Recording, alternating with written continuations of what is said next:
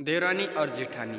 एक समय की बात है, किसी एक परिवार में एक देवरानी और जेठानी के बीच बहुत प्यार था। वो हमेशा एक दूसरे का साथ देती, एक दूसरे को मदद करती। लेकिन एक दिन देवरानी और जेठानी के बीच किसी बात को लेकर बड़ा झगड़ा हो गया और झगड़े की वजह से बात इतनी बढ़ गई कि दोनों ने एक दूसरे को बात न करने की और मुंह तक न देखने की कसम खा ली और दोनों ही अपने अपने कमरे में चली गई और कमरे के अंदर से दरवाज़ा बंद कर दिया।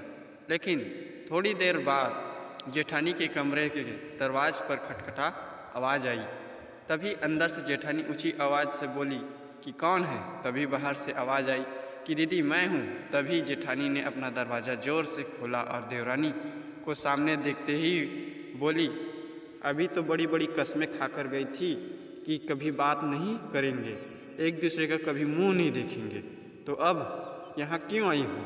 तभी देवरानी ने कहा कि दीदी मैं कसम खाकर तो गई थी कि हम बात नहीं करेंगे, एक दूसरे का मुंह नहीं देखेंगे, लेकिन मुझे माँ की कही एक एक बात याद आ गई कि जब भी किसी से लड़ाई झगड़ा हो जाए तो उसकी अच्छाइयों को याद करो, और मैंने भी वही किया जिससे मुझे आपका दिया हुआ प्यार ही प्यार याद आया, जिसकी वजह से अब मुझे आपसे कोई क्रोध भी शिकायत नहीं है और मैं आपके लिए चाय लेकर आई हूँ। तभी जेठानी ने आंखों में से आंसू आ गई और दोनों एक दूसरे के गले लग गए और बाद में दोनों एक साथ बैठकर चाय पीने लगे।